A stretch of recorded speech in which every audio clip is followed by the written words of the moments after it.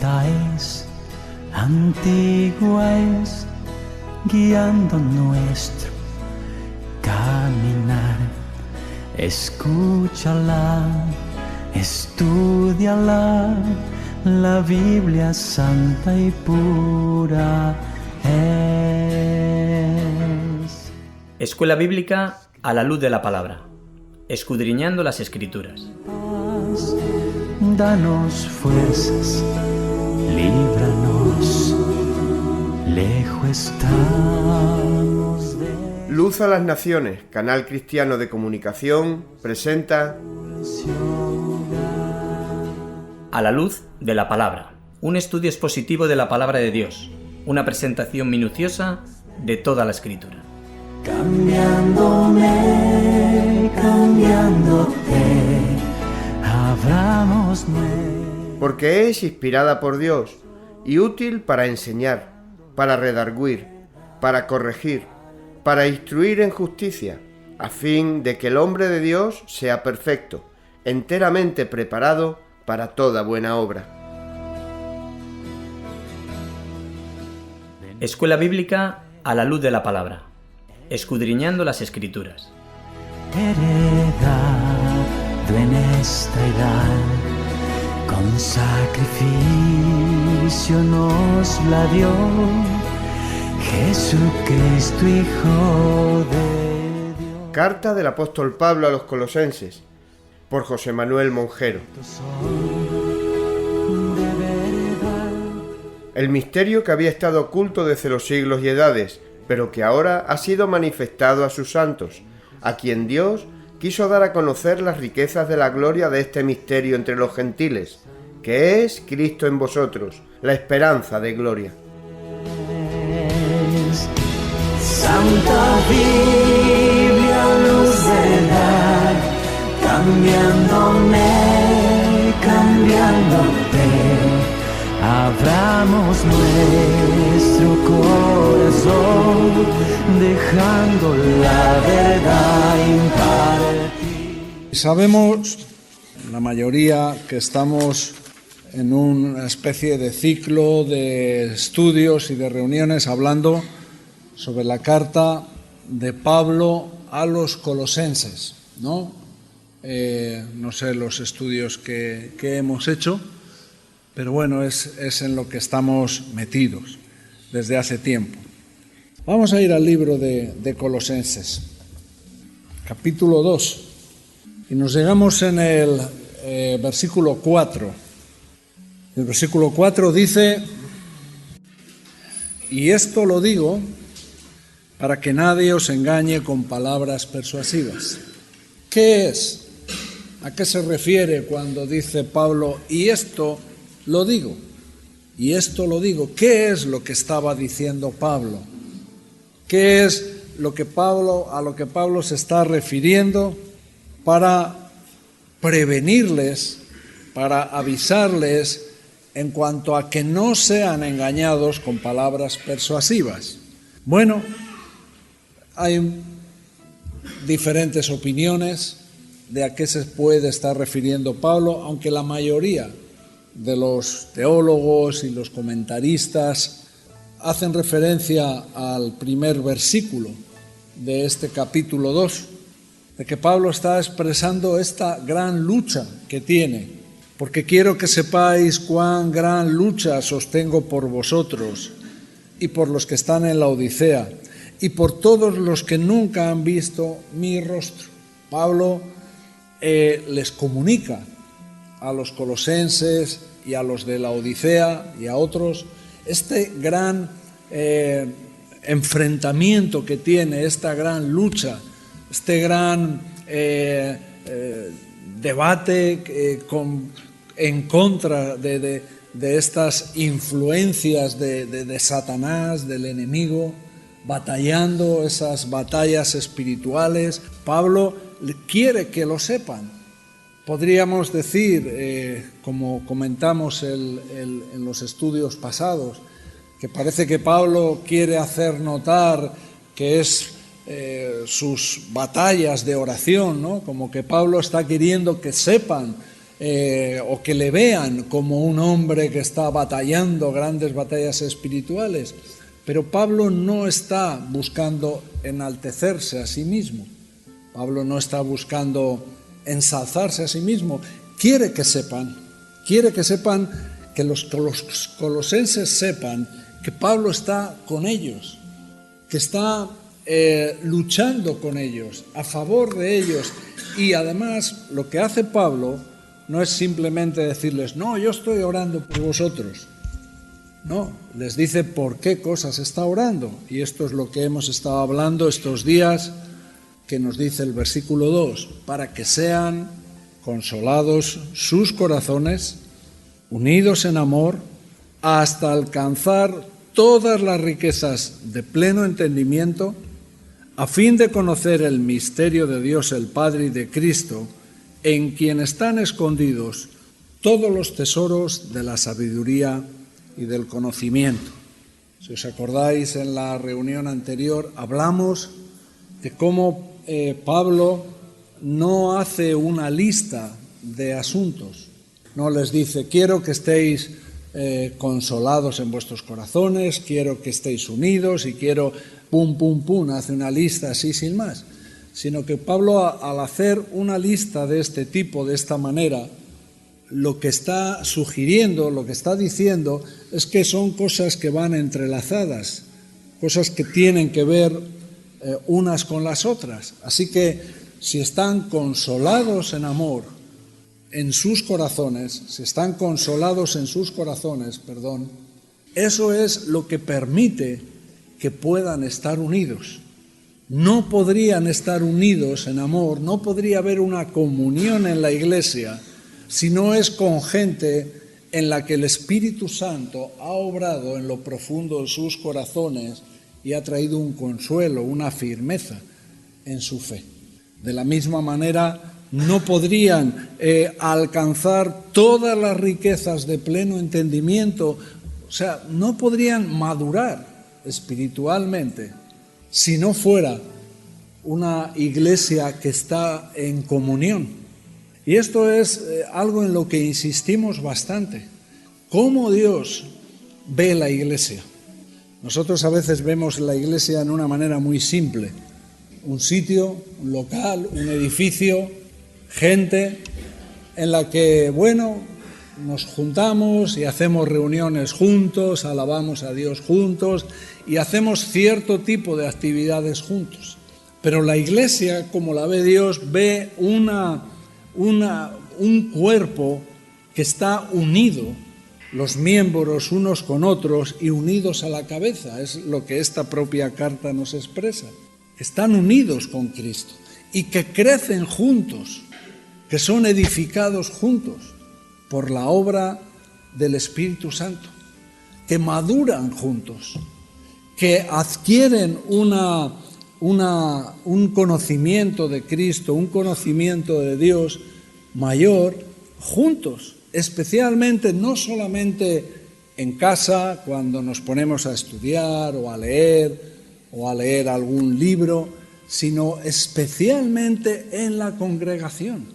Por eso hay partes de la Iglesia que creo que todavía no entendemos bien, que no hemos sabido disfrutar de ellos, que no anhelamos, que no buscamos decir, no, voy a la iglesia para ser edificados, voy a la iglesia para madurar, no solamente en lo que oigo, en el mensaje, en las palabras, sino también especialmente en la comunión, en una comunión que es una obra del Espíritu Santo, no una relación social, no relaciones sociales. La iglesia no es un club social, lo hemos dicho.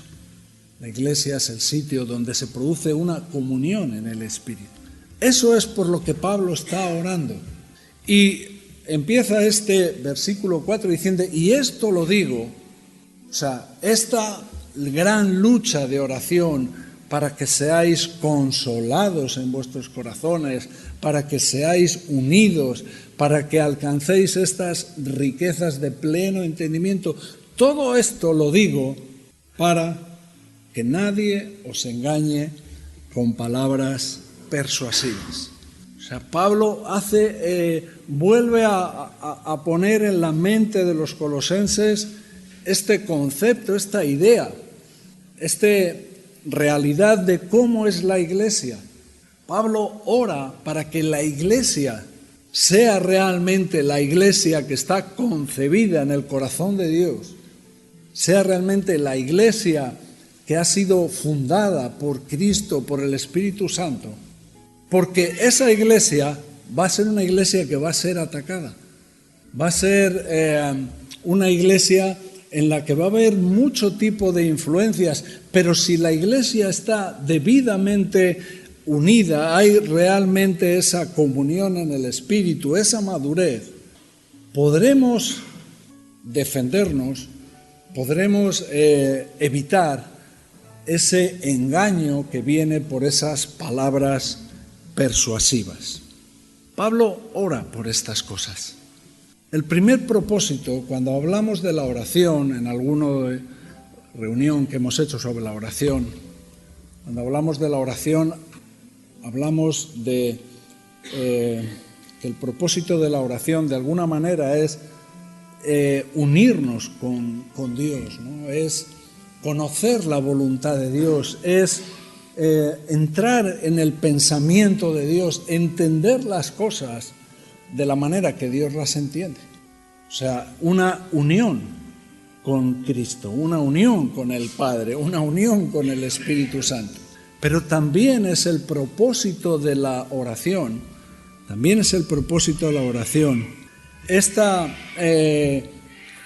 el saber cómo estar unidos a nuestros hermanos. Pablo ora por esto.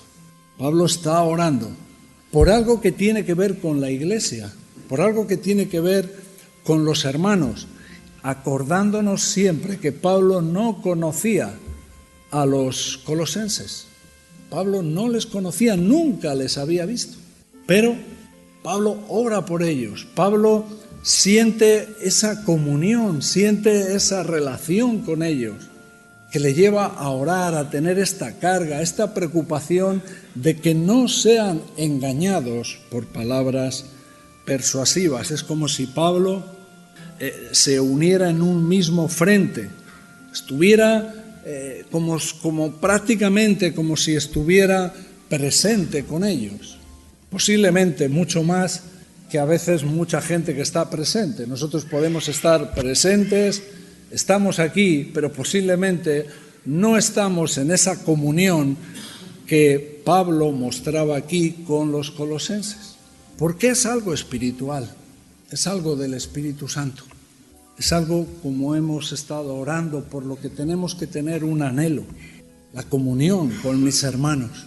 Una comunión que no venga de un cariño personal, una comunión que venga por una obra del Espíritu Santo.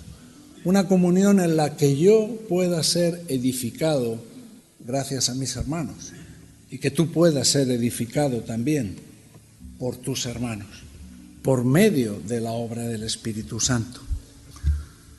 El corazón de Pablo se conmueve por estas dificultades, este tipo de luchas que están teniendo los colosenses. En definitiva, lo que Pablo está diciendo aquí es practicar una cosa que nos habla la Biblia, que es el afecto fraternal, que nos dice en 2 de Pedro 1:7, nos habla de algo que hay que añadir a nuestras vidas, junto a la fe, junto al conocimiento, junto al amor y otras cosas. Pero es llevar este afecto fraternal a su verdadera expresión. ¿Qué significa el afecto fraternal? Añadir a la piedad, afecto fraternal, y al afecto fraternal el amor. ¿Qué significa el afecto fraternal? ¿Está hablando de un cariño sentimental hacia mis hermanos? No. No está hablando de nada que se pueda gestionar en mis emociones. Pablo no estaba unido a los colosenses por nada que se había motivado en sus emociones. Repito, no les conocía de nada. Lo único que sabía era una conversación que había tenido con Epafras y que le había contado la situación que estaban viviendo los colosenses. Y ahí hay algo que se pone en el corazón de Pablo, una especie de carga, de peso, por el cual Pablo empieza a orar, a interceder, a tener una carga, aunque no les conoce, y se produce algo milagroso que es esta comunión espiritual, este afecto fraternal. Repito, como una obra de Dios, como algo movido por el Espíritu, no movido por las emociones. Las emociones, pues ya lo sabéis, aquí hay gente que te cae bien, hay otra gente que dice, no me saluda, el otro. Las emociones no cuentan mucho. Si nos guiamos por las emociones, sería un desastre. La Iglesia no puede estar movida por emociones, tiene que estar movida por algo que es mucho más elevado. Por eso, Pablo lo que nos expresa en esta carta, en estos textos, es un afecto fraternal, pero a su máxima expresión. ¿Qué dice en cuanto a estas cosas? ¿Qué dice el versículo siguiente? Segunda de Pedro 1:8. Porque si estas cosas están en vosotros, si este afecto fraternal es una realidad, pero el afecto fraternal verdadero, el que viene del Espíritu Santo, si esto está en vosotros y abundan, no os dejarán estar ociosos ni sin fruto en cuanto al conocimiento del Señor Jesucristo. Mira, nos está hablando aquí de que la relación con mis hermanos, esta relación espiritual con mis hermanos, esta comunión, este afecto fraternal espiritual del Espíritu, me lleva a tener un fruto en mi relación con Dios. Que mi relación con Dios, que mi relación con Cristo va a tener un fruto, va a tener un resultado, va a ser manifiesto, se va a manifestar de alguna manera. Así que fíjate las cosas que se producen en la Iglesia. Un fruto en cuanto al conocimiento, en cuanto a la relación con el Señor Jesucristo. Quiere decir que la Iglesia no es que crezca el número, puede crecer el número, pero crece en madurez, crece en que es una Iglesia cada vez más unida con Cristo. Quiere decir que es una Iglesia que tiene fruto en las cosas espirituales. Cuando están esas cosas en nosotros y abundan, y generalmente, y puedes leer la lista, junto con el afecto fraternal, son cosas que tienen que ver con la relación con mis hermanos, con la relación en la Iglesia. Por eso, insisto, creo que tenemos una deficiencia en el entendimiento de cómo es la Iglesia vista en el corazón de Dios. Creo que es algo por lo que tenemos que orar. Señor, ¿cómo ves tú la Iglesia? ¿Qué es mi papel?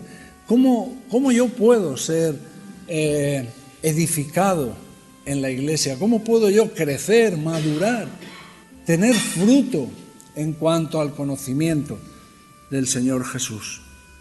Darby dijo que el afecto fraternal no es el amor, que muchos lo juntan con el amor. No tiene que ver con el amor. El afecto fraternal es un hermoso fruto de la gracia. Es esa lo que estamos diciendo, una obra o manifestación o fruto del Espíritu Santo que se manifiesta en la Iglesia. Y esto lo digo para que nadie os engañe con palabras persuasivas.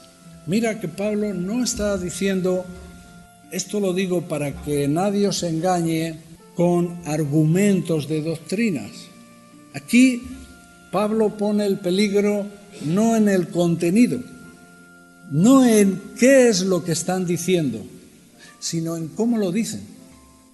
Pablo pone la atención no en el asunto concreto que tiene que ver con las doctrinas. Pablo aquí nos previene y previene a los colosenses sobre la manera en la que estas cosas vienen.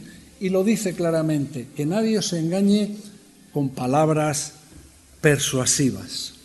La manera en la que son presentadas este tipo de engaño. Aquí el peligro está en cómo, no en lo que hay dentro del paquete, sino en el envoltorio. Es curioso. ¿Por qué? Porque esto viene como con una sutileza. Es muy sutil, es muy, nos llama la atención. La verdad es que a veces hay cosas que nos llama la atención el envoltorio.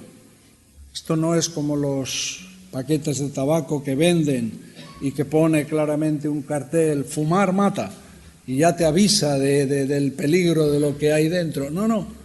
Estos son palabras persuasivas, palabras, otra manera de decirlo es palabras seductoras, que te seducen.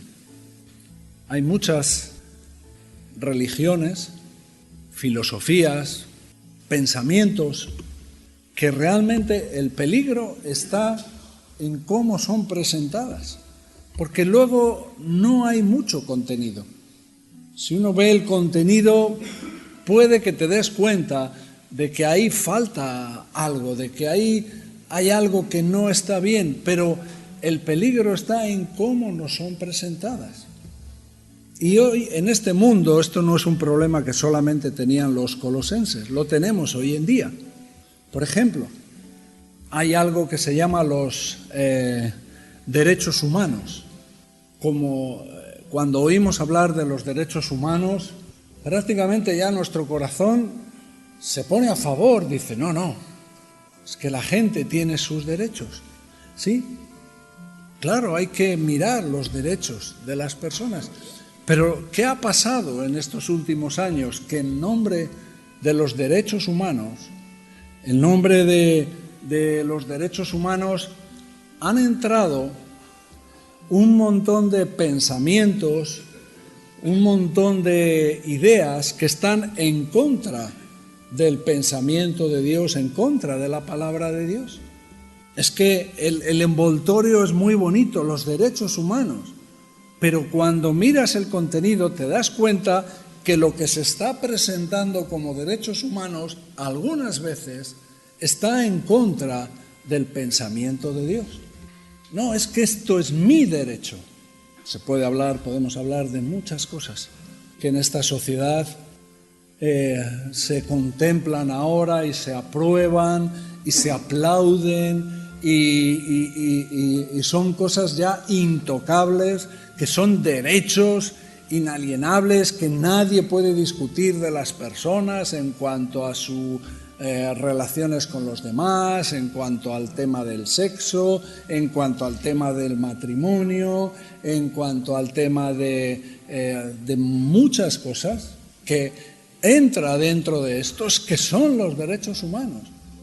Y hay gente que literalmente son defensores de los derechos humanos, pero este es el envoltorio, pero el contenido es que están en contra de la palabra de Dios. Y eso no está fuera de la iglesia, eso entra dentro de la iglesia. Y ese debate se produce en nuestros corazones a veces. De esa gente con ese tipo de luchas, de decir, bueno, es que derechos humanos. Otra cosa que suena muy bien, que tiene un envoltorio muy bonito, es el bienestar social. Bienestar social, es que hay que buscar el bien de la gente. Bueno, nosotros venimos ahora de allí de Noruega y hemos visto cómo en nombre del bienestar social es prácticamente imposible que la gente de allí pueda dejar de ser drogadictos, puedan dejar de drogarse, porque el gobierno ha creado un sistema de bienestar social que prácticamente hipotecan, prácticamente condenan a un drogadicto a ser drogadicto toda su vida, porque le arman a su alrededor una estructura de cubrirle con ayudas, con con privilegios, con derechos, que cuando uno dice, es mejor quedarme como drogadicto, que en nombre del bienestar social. La gente está condenada a ser un drogadicto toda su vida. Y si viene un momento de lucidez y dices, no, yo quiero dejarlo, pero si quieres dejarlo, el piso te lo vamos a quitar, las ayudas te lo vamos a quitar, todo este tipo de privilegios que tienes se te van a quitar, y entonces se te crea un problema, se les crea un problema, y al final no salen, no toman decisiones. Esto es en nombre del bienestar social. En nombre del bienestar social y también de los derechos humanos, vemos como también a familias que, les han quitado sus hijos y se los han quitado de por vida, porque el gobierno quiere proteger y quiere ver el bienestar social, especialmente con los niños. Entonces, ellos toman un papel de jueces en situaciones realmente que te da temor, ¿no? Cómo obran, cómo actúan y cómo pueden quitar a una familia todos sus hijos de por vida por simplemente haberles disciplinado. En España lo tenemos, ese enfrentamiento que hay en contra del aborto, ¿no? ¿Y cuál es lo que está en contra del aborto? Los derechos de las madres. Es que las madres tienen derechos. El envoltorio es bonito, no, los derechos, es que las madres y sí, pero la cuestión al final, ¿qué es? Que uno se enfoca tanto en el envoltorio, en las palabras persuasivas, en todo este tipo de lenguaje que escuchamos hoy en la televisión, en internet, en las campañas políticas que hoy se están votando, en tantas cosas, que eso es lo que nos tragamos, eso es al final el engaño, no tanto el contenido, también en algunos casos.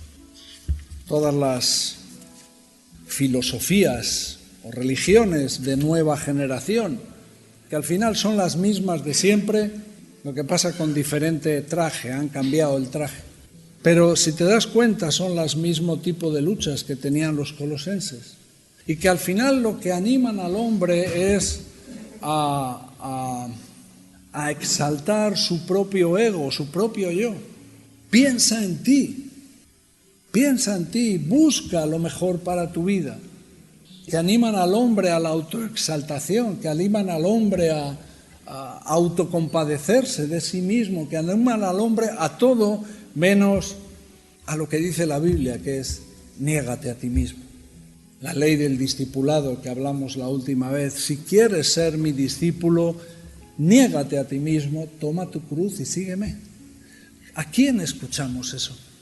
¿Qué tipo de doctrina, de pensamiento, de partido político presenta un programa diciendo niégate a ti mismo? Nadie. Palabras persuasivas. Bueno, el otro día nos compartían aquí, ¿no?, que la Biblia dice que hay que amar al prójimo como a mí mismo. Entonces tengo que amarme a mí mismo para entender cómo amar al prójimo, el engaño de todo ese tipo de doctrinas y enseñanzas, del amor propio, de cómo es exaltado el yo, cuando la Biblia lo que nos dice, no, el yo tiene que morir para que viva Cristo en nosotros. Palabras persuasivas. Por eso, un poco más adelante, el versículo 6 dice esto: por tanto, de la manera que habéis recibido al Señor Jesucristo, andad en Él. Por eso lo dice. ¿Qué está diciendo? De la manera que hemos recibido al Señor Jesucristo. ¿Cómo recibe un hombre al Señor Jesucristo? Arrepintiéndose, queriendo morir a su propio yo, para que Cristo viva en él. Eso es como recibimos al Señor. Pues ¿qué les está diciendo Pablo? Así como habéis recibido a Cristo, así es como hay que vivir, muriendo a nosotros mismos para que viva Él en nosotros. Es lo que les está diciendo. Pero las palabras persuasivas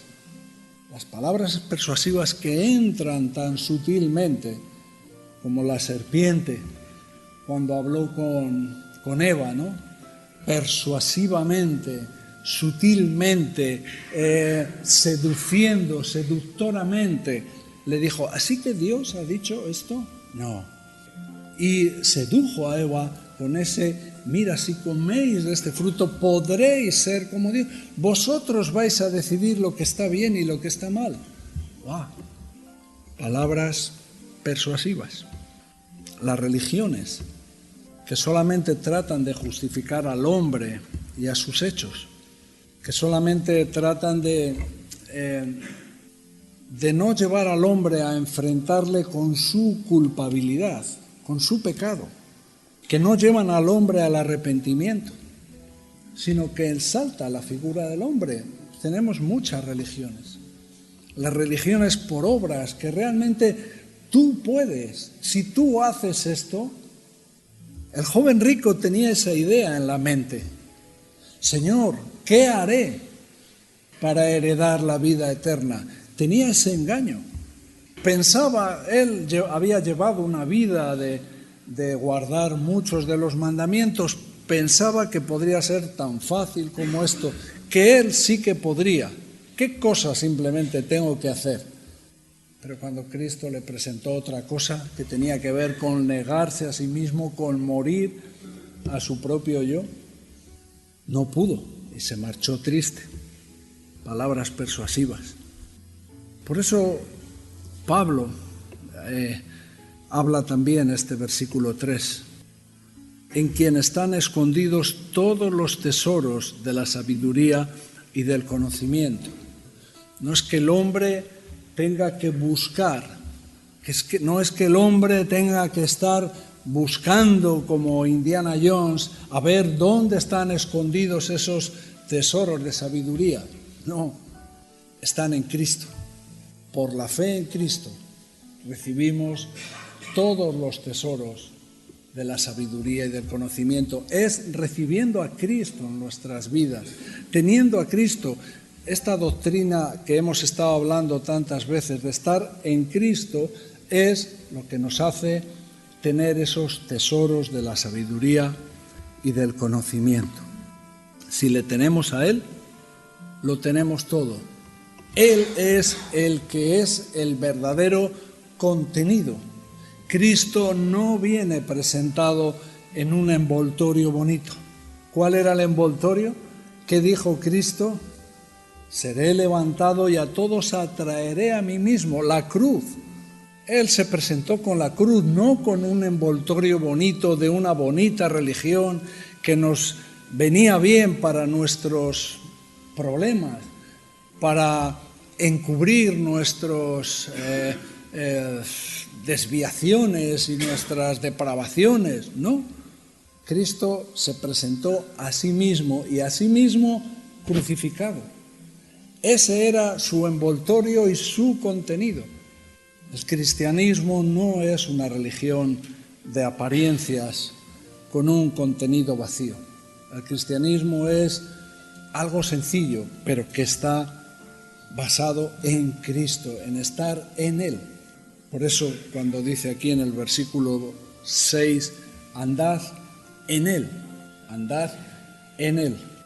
El versículo 5, porque aunque estoy ausente en cuerpo, no obstante en espíritu estoy con vosotros, gozándome y mirando vuestro buen orden y la firmeza de vuestra fe en Cristo. Como hemos dicho antes, Pablo es como si estuviera congregándose con ellos, es como si estuviera haciendo un frente común con ellos. Y repito, Pablo nunca había estado en Colosas y no estuvo en Colosas nunca. Solamente tenía esa conversación que tuvo con Epáfras, como conocimiento de lo que estaba pasando allí. Pero algo espiritual se produjo allí. Ojalá esto sea también algo que se pueda producir en nosotros. Así que vemos ese contraste, ¿no? Pablo, estando preso, queriendo estar unido en una comunión con los colosenses y cómo el Espíritu Santo produce algo, y algo así, porque aunque estoy ausente en el cuerpo, no obstante en espíritu estoy con vosotros. Él sentía que estaba con ellos, congregado con ellos, en esa comunión con ellos. Y digo un contraste porque a veces nosotros que no estamos presos, Roma de Colosas estaba muy lejos, nosotros estamos aquí y a veces parece que es un sacrificio venir a las reuniones. Parece que, bueno, venga, hay que ir a las reuniones. Es un contraste ver a Pablo con un anhelo por estar en esa comunión, y nosotros no tenemos eso, no está en nosotros, es algo que tenemos que reconocer. No está esa comunión en el Espíritu. A veces, en momentos, con ciertas personas, sí, pero no es la característica de la Iglesia, no es lo que se respira en la Iglesia. Dice, gozándome, es lo primero que dice. Pero mirad cómo lo dice, porque habla de buen orden y la firmeza de vuestra fe en Cristo. Porque aunque estoy ausente en cuerpo, no obstante en espíritu estoy con vosotros, gozándome y mirando vuestro buen orden y la firmeza de vuestra fe en Cristo. Mirad que no lo dice al revés. No es que mirando vuestro buen orden y la firmeza en Cristo me gozo. No es que viendo qué buen orden hay, qué iglesia con fundamentos firmes, qué iglesia con una buena base veo y por eso me gozo. No, Pablo esto lo dice al revés. Es como que el gozo está incluso antes de poder ver cómo están ellos. Y esto tiene sentido, y tiene sentido en lo que estamos hablando, en que el gozo no es solamente por ver que estaban bien, sino el gozo era algo natural que fluía de la comunión. Porque aunque estoy ausente, en espíritu estoy con vosotros, y eso me hace gozarme. Podría preguntar ahora, ¿quién está gozoso? ¿Quién está gozoso de estar aquí unidos y en comunión? Pablo estaba gozándose por eso, y estaba preso, y estaba lejos. Pero esa comunión, que insisto tanto, porque veo tanto énfasis de Pablo en la iglesia y de cómo funciona la iglesia en esta carta. ¿Os acordáis que al principio lo hablamos de tanta doctrina que había en esta carta a los colosenses? Tanto que aprender de Cristo primeramente, de nosotros y de la iglesia, de cómo funciona la iglesia. Y aquí Pablo habla de que el resultado de la comunión con mis hermanos no puede ser otro que gozarme, gozándome. Estoy con mis hermanos en espíritu, estoy con vosotros y me gozo. Él está preso, los colosenses están allí sufriendo, pero están como una iglesia, están en esa comunión, están con esa oración, con esas luchas, viendo los problemas, viendo las situaciones, pero en definitiva el Espíritu Santo está obrando en medio de los colosenses y de la relación que Pablo tenía con ellos, y por eso se gozaba. Y luego sí, Pablo mira y ve en lo que ha escuchado de Epafras, en este informe, que tienen un buen orden, Las falsas doctrinas, las palabras persuasivas, los engaños, pecado, tantas cosas, lo que traen es un desorden a la iglesia. Una iglesia que camina, que anda en Cristo, una iglesia que los corazones están siendo consolados, una iglesia que están unidos, que hay esa comunión en amor. una iglesia que está madurando, que está creciendo en el conocimiento, en la sabiduría, en el conocimiento del Señor Jesucristo, que tiene fruto en estas cosas. Es una iglesia que tiene buen orden, está ordenada, y no ordenada estructuralmente, ordenada en cuanto a lo espiritual, ordenada en cuanto a la fe. Además, junta estas dos palabras, mirando vuestro buen orden y la firmeza, la seguridad, el estar firmes en vuestras doctrinas. Uno de los teólogos que estuve leyendo hace poco hablaba de eso, ¿no?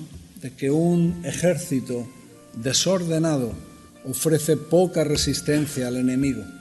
Uno de los atributos grandes de los estrategas militares, una de las asignaturas es estudiar Roma como una ciudad, en definitiva, pudo crear un ejército que dominara el mundo entero por siglos y siglos y siglos.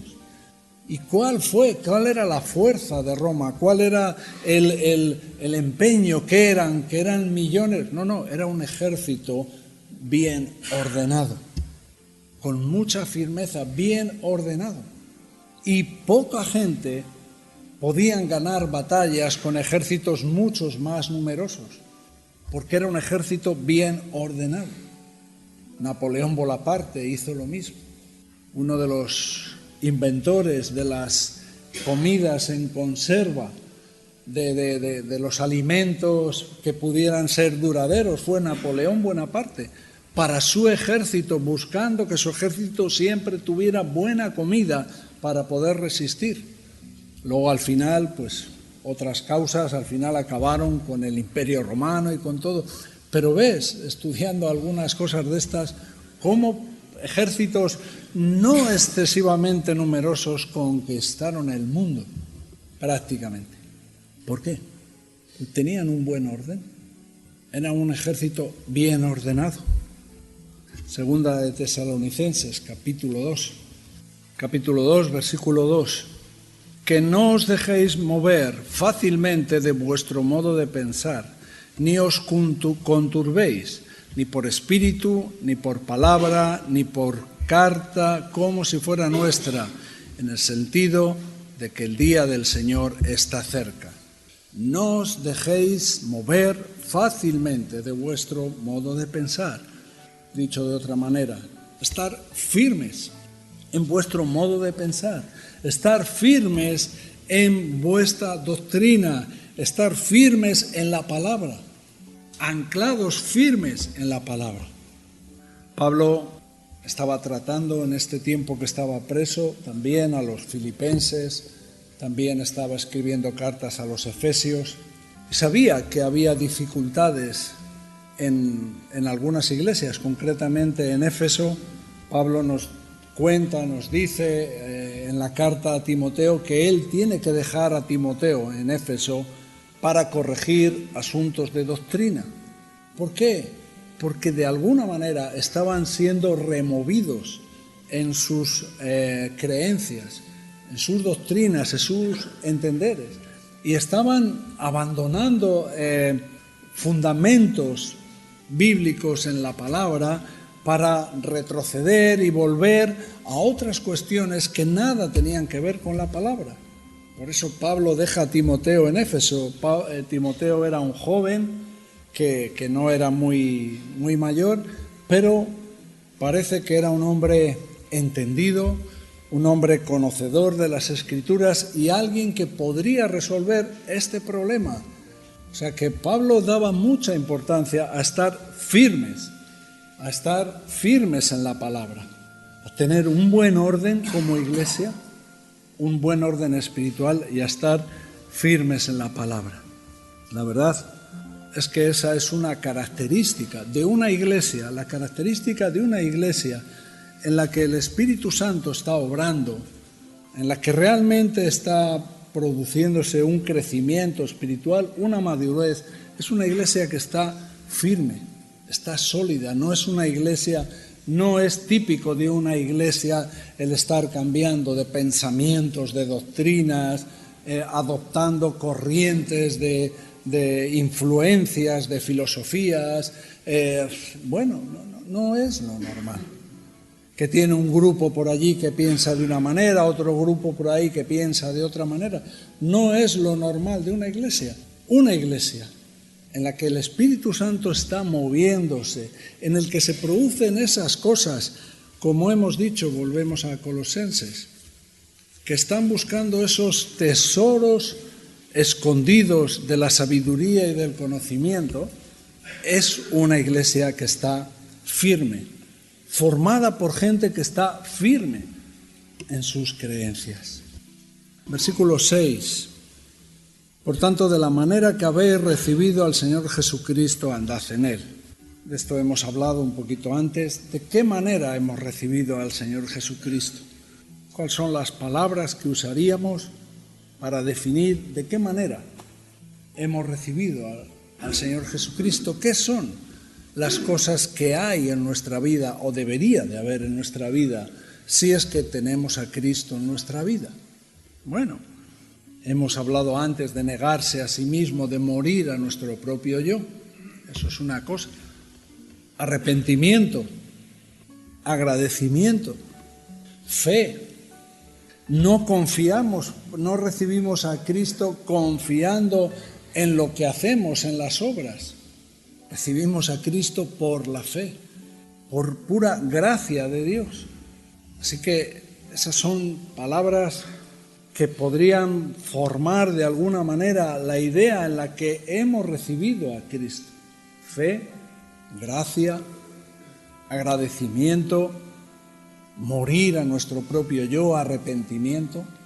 Pues Pablo simplemente le dice, pues así, en esa manera, es no solamente las cosas que necesitamos para empezar nuestro caminar con Cristo, sino es la manera en la que tenemos que seguir caminando, la manera en la que tenemos que seguir andando. Él no es el principio del camino o la meta, Él es el camino. En Él vamos caminando. Hay otras cosas en este mundo, volvemos a hablar de filosofías, de religiones o de aspiraciones que uno tiene en la vida, que lo medimos por las metas, nos enfocamos en metas. No, el cristianismo no son metas, es el camino, es la vida que vivimos cada día, cómo la estamos viviendo. No es aquello que voy a intentar conseguir. Esas cosas son las que tienen que formar parte de nuestro caminar, de nuestra vida. Un constante arrepentimiento. Una vida por fe. La fe es algo que tiene que estar constantemente. El agradecimiento tiene que estar constantemente. Son cosas. El negarnos a nosotros mismos, el morir a nosotros mismos, eso es una constante. No podemos dejar que resucite nuestro propio yo, que tiene esa virtud, quiere resucitar en cualquier momento, quiere tomar el control, volver a sentarse en el trono. Por eso fue tentada Eva. Así que Dios os ha dicho que no comáis. No, mira, si coméis, tú eres la que puedes decidir entre lo que está bien y lo que está mal. Y esa es la tentación. Ahí se levantó, dice, yo puedo decidir lo que está bien y lo que está mal, pues dame del fruto. Fueron palabras persuasivas que en una naturaleza como la nuestra, donde el yo intenta constantemente resucitar. Versículo 7. Bueno, también diríamos, antes de pasar al versículo 7, andad en él. No podría ser de otra manera, que también significa escudriñando las Escrituras. Escudriñando, basando, andad en él es andar en la luz de la palabra de Dios. Andad en él es examinarlo todo y retener lo bueno. Versículo 7. Arraigados y sobreedificados en él y confirmados en la fe, así como habéis sido enseñados, abundando en acciones de gracias. Este versículo 7 es como una postdata, como una especie de añadido, donde Pablo quiere insistir en qué significa andar en él. Quiere dar una especie de claridad todavía mayor, y habla de arraigados y sobreedificados. Arraigados, ¿a qué nos suena la palabra arraigados? ¿Qué te viene a tu pensamiento cuando oyes una palabra como esta? Arraigados. Yo pienso, a veces me suena a árboles que toman arraigo, a cuando nos hablan de si nos identificamos con una tierra, nos dicen que si hemos tomado arraigo, que si hemos echado raíces, que si nos sentimos unidos con esa tierra. Tomar arraigo es tomar una conexión directa, como lo hacen los árboles, donde echan raíces. Cuando vemos las imágenes, bueno, a veces lo podemos ver en directo, pero cuando vemos esos tornados, esos huracanes que a veces cómo azotan los árboles, especialmente ahí en el sur de Estados Unidos y en estos sitios que hay tanto tipo de huracanes y tifones y cosas así, ves a los árboles y les ves siendo batidos de una manera increíble, pero ves muchos que resisten. ¿Cuál es? ¿Dónde está su fuerza? ¿En lo que vemos o en lo que no vemos? ¿Es lo que vemos lo que les hace fuertes? ¿No? Es lo que no vemos, es el arraigo que han tomado. Son las raíces. Cuanto mayores son las raíces, mejor están alimentados y están mucho más firmes. Eso es lo que les está diciendo Pablo, que significa andar en Él, andar en Cristo. Es tomar arraigo, es cuando nuestras raíces son grandes, cuando tenemos una gran conexión, una verdadera unión, estamos identificados con Cristo y nos estamos alimentando de Él, y también Él es nuestra fuerza y no es lo que se ve. Así que cuando ves a un hombre, no te fijes tanto en el exterior, ni en las cualidades, ni en sus virtudes. Lo que realmente va a hacer de ese hombre un hombre de Dios, un hombre que va a estar firme, es su arraigo, sus raíces con Cristo, su unión con Cristo. Y eso es lo que Pablo le está diciendo, que también significa andar en Él, tomar arraigo. Y cuando hemos tomado arraigo, nos habla de otra cosa. Entonces podemos sobreedificar. Entonces ya es tiempo de empezar a construir hacia arriba. Podemos crecer, podemos madurar. Como iglesia pasa lo mismo.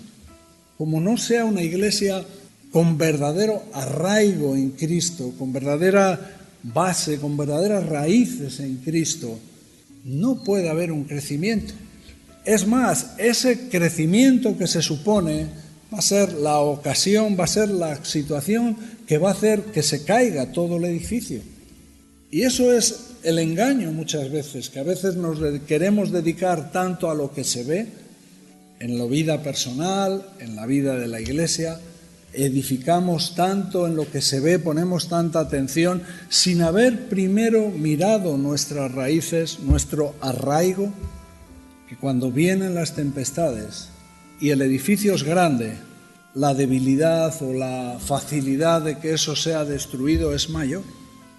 Por eso, especialmente cuando Pablo les decía a los corintios, examinaros a vosotros mismos, no está hablando de la parte exterior, está hablando del arraigo, de las raíces, de examinarnos a nosotros mismos. Además, la verdadera iglesia no es una iglesia, es una iglesia que crece, no es una iglesia inmóvil, es una iglesia que de alguna manera tiene que verse el crecimiento, y no hablo necesariamente de número, hablo especialmente de madurez, hablo especialmente de crecimiento en el conocimiento de Dios. Dice, aquí sigue diciendo, arraigados y sobreedificados en él y confirmados en la fe, así como habéis sido enseñados. O sea, como que tenemos una confirmación, es como no sé cómo explicarlo, ¿no? Confirmados en la fe, afirmados, como con un sujetados, anclados a la fe en cuanto a lo que habéis sido enseñados, en cuanto a la palabra de Dios. Así que la Iglesia no puede ser la Iglesia verdadera, esa Iglesia movida por el Espíritu, esa Iglesia fuerte para resistir estos ataques del enemigo, estas palabras persuasivas, sino es una Iglesia que está afirmándose en la palabra de Dios. Podemos echar raíces, podemos sobreedificar, pero nunca lo podremos hacer aparte de la palabra de Dios. La palabra de Dios es vital en la Iglesia, es vital en nuestras vidas. No hay raíces, no hay sobreedificar si no estamos siendo confirmados en la fe. Por eso vemos esa manera de escribir que tiene Pablo, que no vuelve a hacer una lista, sino que dice cosas que están unidas entre sí, arraigados y sobreedificados. No puede ser sobreedificar si no hay un arraigo. No podemos estar arraigados ni sobreedificados si no estamos confirmados en la fe, conforme a lo que hemos sido enseñados. Fe y palabra de Dios. Cosas importantes que Pablo enseña aquí para explicarnos qué significa andar en él. Andar en él. Fe y palabra de Dios. No podría ser, como he dicho antes, una iglesia donde la palabra fuera menospreciada, donde la palabra pudiera ser aparte y hiciéramos como los gnósticos, precisamente. Cualquier tipo de conocimiento que venía, cualquier tipo de doctrina, pues podría ser aceptada si iba más o menos acorde a sus creencias en cuanto a que lo material no importa y lo espiritual sí. Y acordaros cuál era el peligro de ese pensamiento. Es que, bueno, todo lo que hago yo, como es mi cuerpo, no importa. Yo puedo cometer con mi cuerpo toda clase de pecados que como es mi cuerpo, que no importa, eso no me trae ninguna consecuencia, no tiene problemas para mí. Lo que importa luego es lo que hago en el espíritu. Así que puedo estar pecando con mi cuerpo y puedo estar luego queriendo vivir una vida en el espíritu, y ellos daban para justificar sus acciones. Esas son palabras persuasivas. Son palabras persuasivas por las que estaban pudiendo ser engañados. Por eso Pablo hace énfasis a la palabra, no solamente a la fe, sino a la palabra, a profundizar en la palabra. Pablo les anima a confirmar por la fe lo que ya han aprendido también. Y al final de todo nos habla este versículo 7, abundando en acciones de gracias. No vamos a tomar ya más tiempo, pero la gratitud, por decirlo de alguna manera, es esa virtud que debe de haber en nosotros que corona o completa lo que es la vida devocional con Dios. No se podría entender todo lo demás, estar andando en lo demás, estar andando en Cristo, estar llevando una vida de comunión, estar arraigando nuestros corazones, sobreedificando. No podríamos no sería lógico plantear todo eso sin que al final el resultado también fuera un corazón agradecido. En definitiva, no sería normal ver una iglesia que madura, que está confirmada en la fe de la palabra de Dios, sobre la palabra de Dios, que no es al mismo tiempo una iglesia agradecida, que está agradecida. Ayer estuvimos en una boda y me gustó que, pues una boda, pero al final quisieron manifestar su agradecimiento a Dios. Y fue la mejor manera de coronar, de cerrar el círculo, de hacerlo bien, decir bien, ¿no? Esa debe de ser el resultado, y eso también es algo que debe de indicarnos en nuestra vida,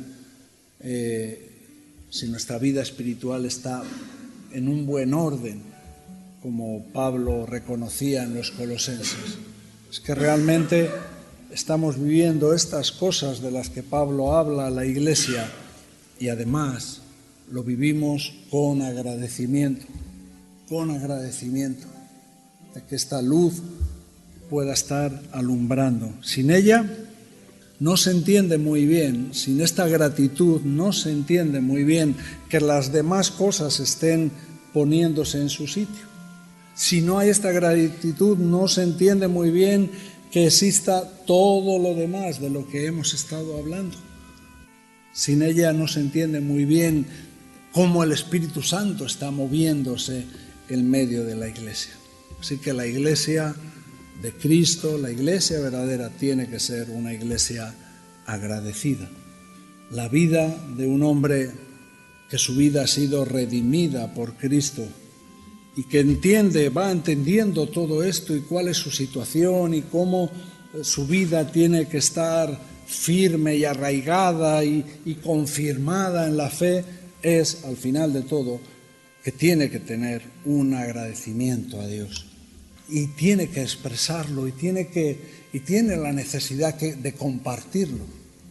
Aquí hablamos de cosas, Pablo está preso, no lo conoce, pero nos habla de gozo, agradecimiento, de cosas que, no sería malo ponerlos en un papelito y llevarlos aquí en el bolso, ¿no? Y de vez en cuando mirarlo e ir orando por ello, porque por lo menos se produzca en nosotros un anhelo por estas cosas, un anhelo por ver al Espíritu Santo moviéndose con poder en medio de la Iglesia, que pudiéramos tener este deseo juntos, de edificarnos juntos, de tener esa comunión juntos, de tener esa madurez que vamos a tener en la Iglesia, aparte de tu vida personal y privada, ¿no? Con Dios, en oración, escudriñando las Escrituras, pero lo que tiene que ver con la Iglesia también.